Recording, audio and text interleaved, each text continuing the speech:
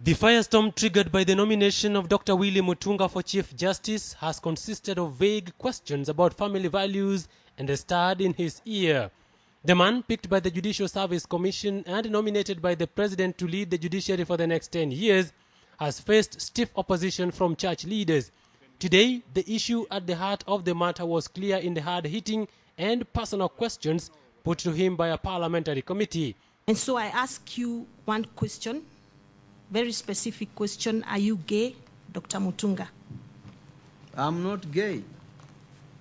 And having said that, let me say also, I don't discriminate against gay people.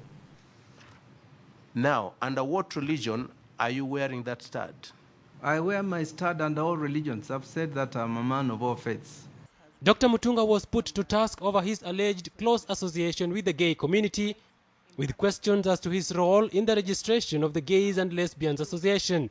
And there's an information that I got yesterday, which to me is worrying about the gays and the lesbians, their association.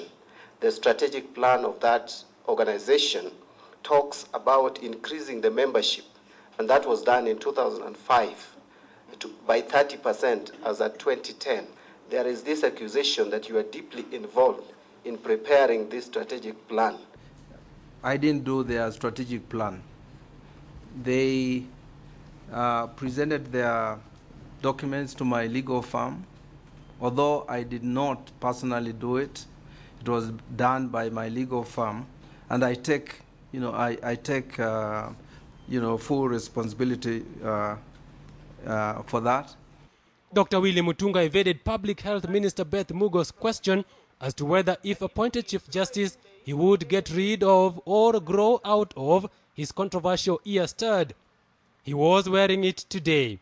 But when the interview ended, it was apparent he had won over the committee, promising that he would not run the judiciary with an iron hand. When it was the turn of the nominee for the Deputy Chief Justice position, Nancy Barasa, the question of her divorce status, which formed part of the church's concern in relation to her family values, came up. The 54-year-old Barasa also insisted that her work at FIDA Kenya was not an endorsement of abortion or a negation of family values. And perhaps a direct question would be, we would be interested to know whether you're lesbian. I'm not lesbian. If I was lesbian, they are very good friends of mine here in this room. I could have dated them. None of them has it. But what Kenyans will perhaps remember for a long time to come was Keriako Tobiko's 3-hour grilling by the committee. Tobiko had to answer for 6 years of what most of the committee members called failed prosecutions. There are allegations that you are a master of inertia, especially when it comes to corruption cases touching on the high and mighty. You simply don't move. And when you move, there is a worrying trend of incompetence or merely reluctance to proceed. The most recent case which was involved Mr. William Ruto is alleged that you were not able to produce the witnesses, and as a result of which Mr. Ruto was acquitted of the charges. Mr. Chairman, is one, to understand exactly what went wrong, and number two, to decide what would be the best remedial action. That the above named person, who is you, Keriako Tobiko, that the above named person, through proxies, solicited for a bribe of Kenya shillings 5 million.